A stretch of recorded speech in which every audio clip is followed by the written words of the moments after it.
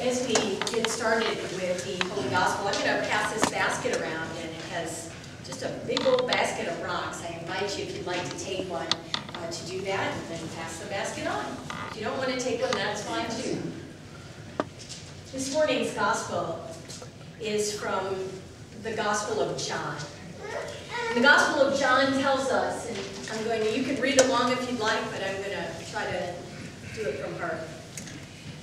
It was early, and it was still dark, and Mary Magdalene went to the tomb. She was going to take and bring spices to the grave where Jesus was. She went there, and she was concerned with the rock that had sealed the tomb and how she was going to perhaps remove it. But she saw that when she got there, that rock was moved from the tomb. And she turned and she ran to go find the disciples and Peter. And she said to them when she got there, "I don't know what to do. They've taken my Lord. They've moved the body. I don't know where and what they've done with it." And Peter and the other disciple, John, whom Jesus loved, got up and ran with all haste to the tomb. And John, who was apparently speedier than Peter, got ahead of him and ducked down and looked into the tomb. And there he saw the grave clothes just lying there. But Peter, being Peter, bolted on in, and he went up and saw that the grave clothes were where they were, but the shroud covering Jesus' face was still laying in its place. Then John came in, and they were curious about what had happened there.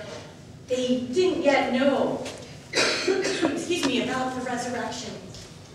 The two of them turned and ran back to share with their brothers what they had seen or not seen. Mary Magdalene, however, was left standing at the grave. She came out of the tomb and was in the garden.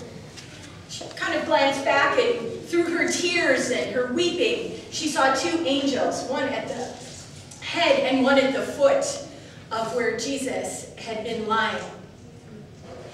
She said, "Sirs, where have you put him? Please let me know so I can claim the body and take it away." And as she said that, she heard a voice and her name called, "Mary." And she turned and she recognized it was Jesus. And she got down on her knees and said, "Rabboni," or "Teacher." Jesus held out a hand to pause her and said, "Mary, do not hold on to me yet, for I have to go to my Father. But I want you to go and tell Peter and John and the rest of the disciples that I am ascending to my Father, your Father. Go and share this good news." And so Mary went and announced to the disciples what she had seen. She said, "I have seen our Lord," and all the things that he had told her to say, she shared with them. This is the gospel of the Lord. Thank you for the water.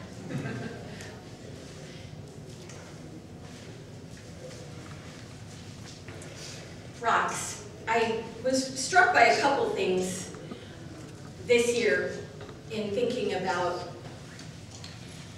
Easter and the resurrection.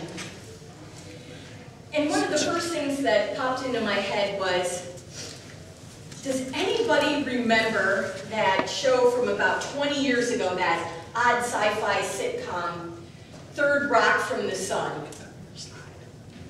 It was with John Lithgow, the leader of the expedition, a group of aliens to Earth. Well, that name of the show is derived from the fact that the Earth, in its position to the sun, is the third rock planet from the sun. Well, what it made me think of was that while Jesus visited this third rock from the sun and took on human form and shape, that it was Mary and Peter and John who on that great resurrection morning encountered the first rock from the sun. They came to that tomb expecting to see that tomb sealed, the large rock in place, to be one rock from the sun. But it was not where it was supposed to be. And believe me, these disciples, these followers of Jesus, had gone through a field of rocks on their spiritual pilgrimage to the Son of God. The boulders of unbelief, stones of misplaced enthusiasm, rocks of worldly possessions, that irritating pebble of little faith, the clouds of misunderstanding, that mountain of confusion and stones of disappointment. They knew the things that we all might know. Until now, they had fully expected to be one rock from the sun, that stone itself. They had expected it to be just as they had left it on that horrible day we now call Good Friday.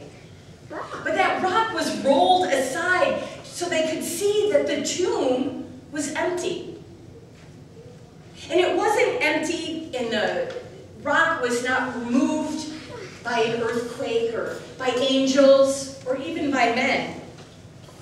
It was removed by the resurrection power of God.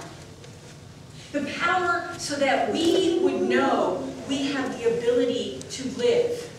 Despite all odds, beside all the things that stand between us and God. God removes them so that we can live life and live life fully. See, God is in the rock removal business.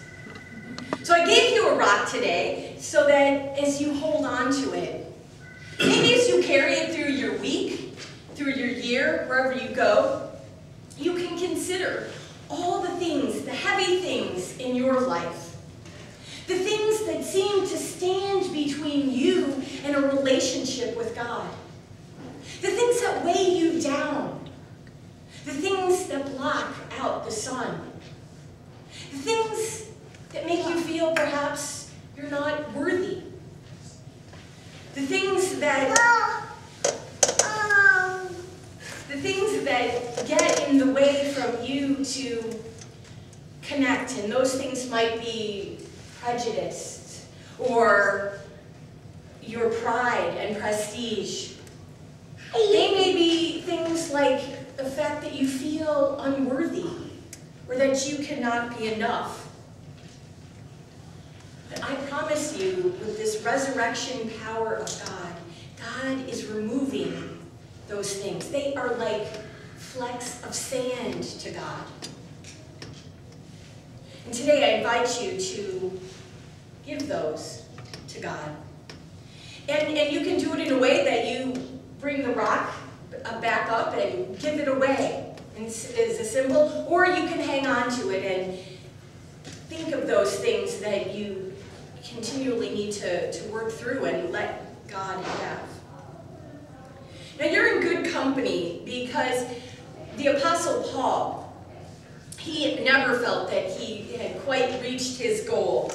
And his goal was Christ and the power of his resurrection.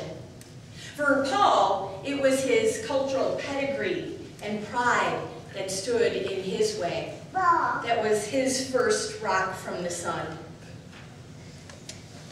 There are many other stories that I'm sure you own and that you hold on to, of things that block your way. I'm going to tell you quickly about a man named Elliot Jock.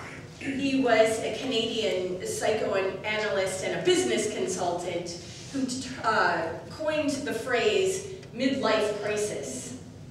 And I want you to picture Elliot Jock and this idea of midlife, not so much crises, but midlife. Because what he learned and did throughout his life is he had almost two distinct pieces in his life. He was successful throughout, but he realized at that midpoint of his life that his success had actually stopped him from living the true spiritual life that he had hoped for. He had many things in his life, but it gave him pause. And at this midlife time, he stopped and began to ask himself a lot of questions. Like, whose and who am I? Where am I going? What do I really want to leave behind in this life?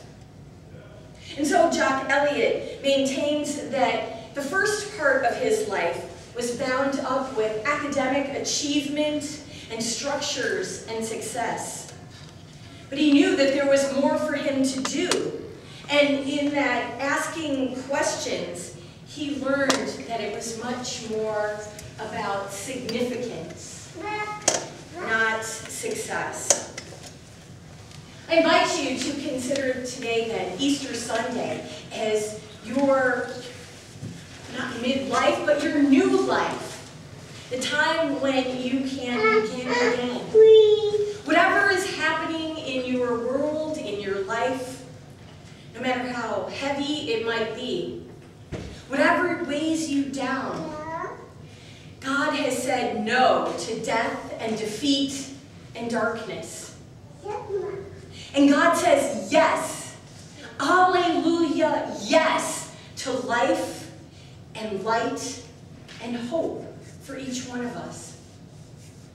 And God is walking with us, promising us this same new life, and giving us the resurrection power to put one foot in front of the other and move forward, not just for ourselves, but to share with community and others, and share with them the hope and the power and the grace of God, as Mary Magdalene did.